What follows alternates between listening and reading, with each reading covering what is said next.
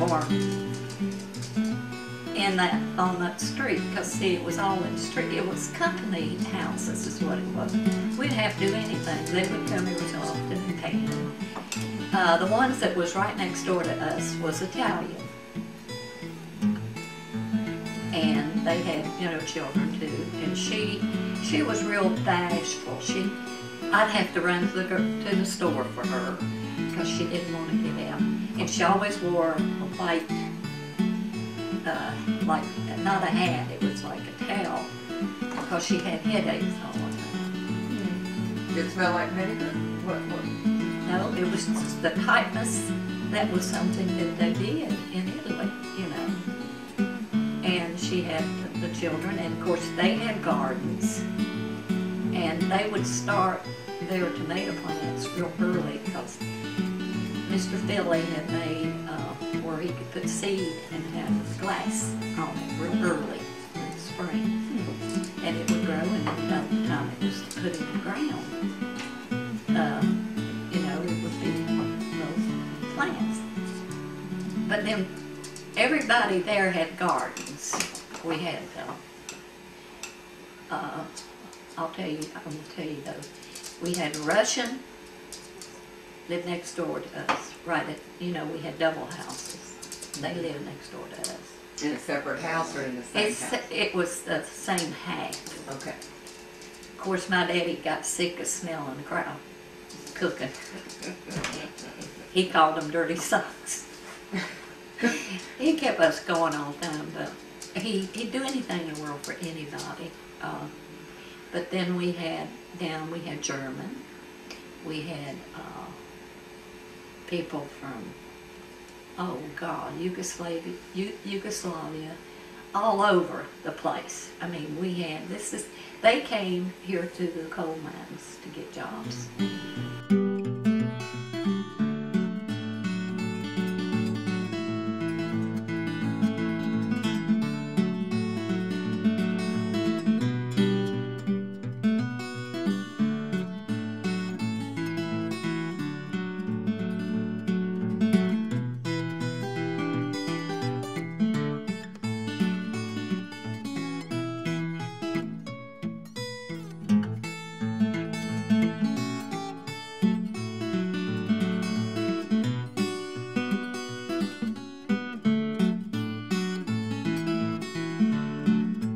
You know, they can talk about the people, the coal miners, all they want to. See, believe me, as long as they were working, they didn't need anything. We had a company store that, you know, you could go and buy. You could charge there. But my daddy, being the kind of man he was, he would not charge nothing at that company store. But what they would do, they would farm, you know, we had gardens. We had 3 gardens. And they would take, like, sweet potatoes over to the company store, and they would trade out with them for, like, pineapple or stuff that, you know, we didn't grow here. So it was just an even thing, the way they were. He said the men worked hard, you know, it was hard work. So who did the gardens? Did your daddy do the My gardening? daddy did, and then my brothers, they helped, you know, they all helped. I did. I went up to the top of the mountain. We had one on top of the mountain, one below our house, and one across the railroad tracks. And I said, I can remember crawling under a parked train to get to our garden. Didn't bother me a bit. I figured if my daddy went, I was going with him. You know, I was just that trusting.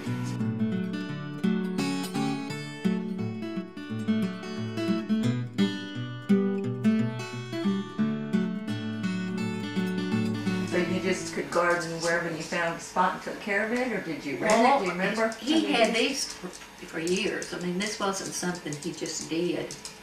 But he had, like, below the house here was where our tomatoes were,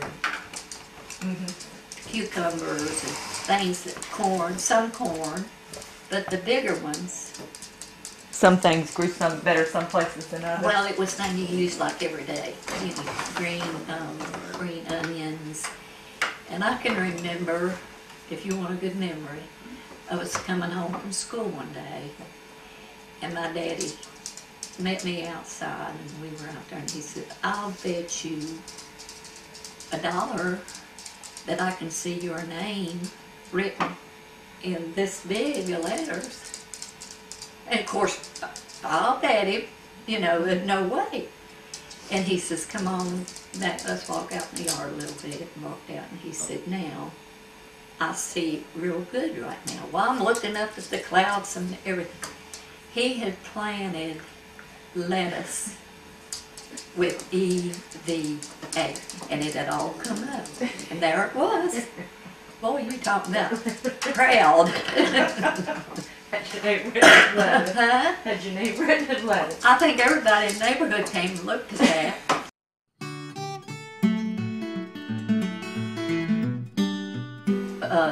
Most of the people there taught my mother how to cook, you know, different things.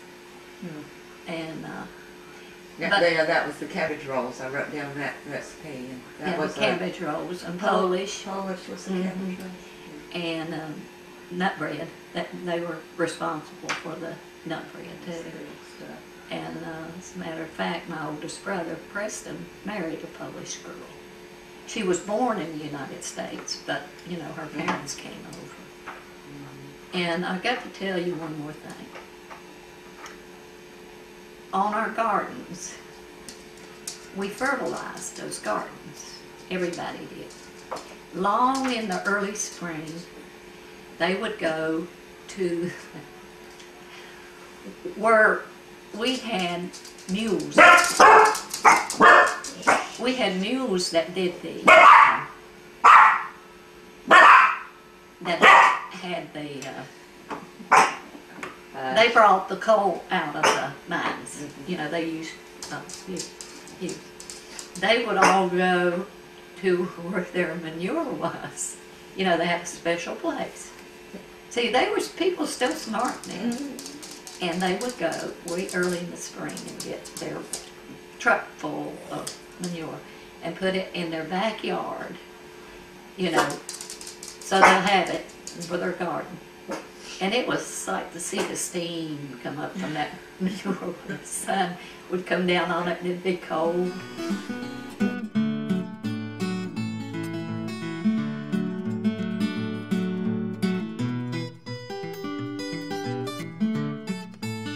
We had chickens, and we had rabbits, we had hogs. So he butchered and all of that too? Yeah, well, we had one cow, but she got so that she would disappear up in the mountains, because you know you let them, and they sold her or something. And then we did the hogs. Well, another pretty story. My brother, that's a year older than me, when we slaughtered the hogs, said we would go up, it wasn't far, just right up the hill there to where the hogs were. The way they would do it, they would shoot the hog in the head with the rifle, and then somebody would be on the side of it, and then they would do the, you know, they had to bleed them. I mean, my brother kept telling my daddy, when are you going to let me shoot? No, when are you going to let me cut the throat? And Daddy said, you're not old enough yet, you're not big enough yet. He said, oh yes I am, like, you know, a typical boy. And Daddy said, okay. He said, it's your time. He said, you're going to be able to do this. Well, he got over to his side where he's supposed to be with the knife.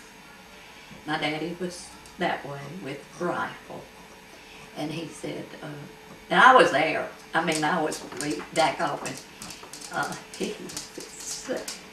my daddy shot the rifle. My brother went to the hog's throat, and my daddy had overshot the hog on purpose. And he wrestled that hog. That hog got him to death. You look kind.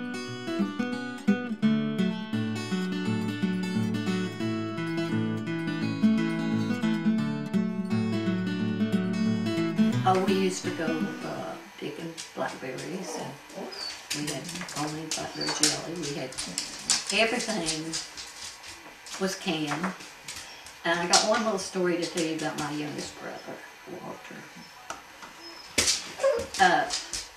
We had a cellar. The men that lived there all gathered together, and they would take turns building each one a cellar. They'd all work together, you know. So we had a cellar, and it was a cellar, but everything was cool down in there, you know. We'd going down, Daddy put a shower in there. We'd go in there and take a shower, and Mom would put her canned stuff up there.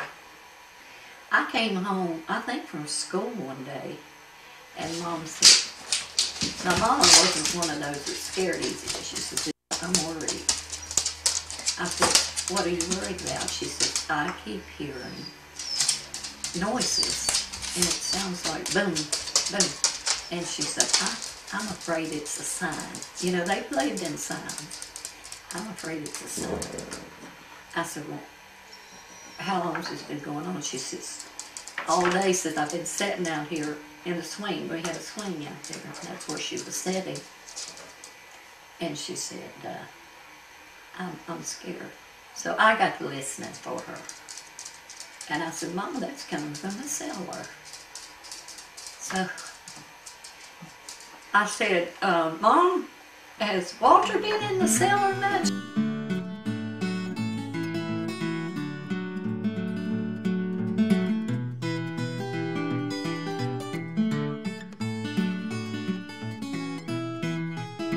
He had tried to make wine out of, what was it, cherries, I believe, or something.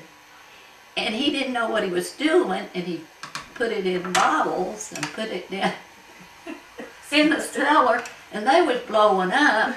And when the top would blow off of them, it would hit some of her canning food, like her tomatoes and peppers and everything, and it made boom, bam, boom. So it was like boom, boom, boom, boom.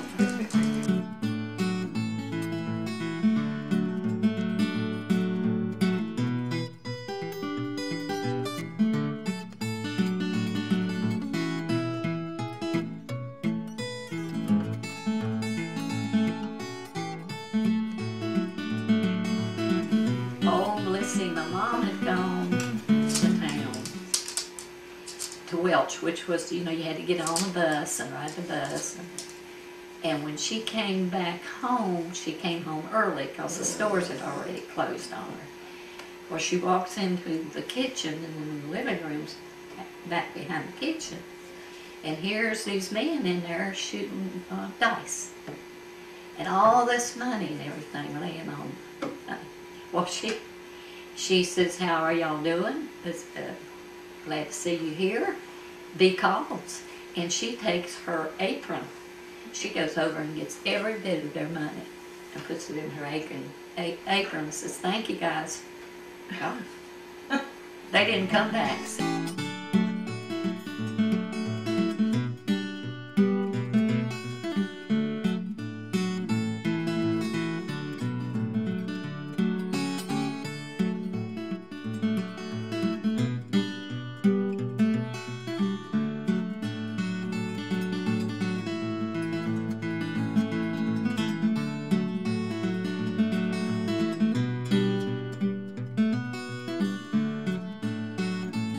He ended up being staff sergeant. He was in the Second World War, and he. Wait a minute, she's trying to tell a story here.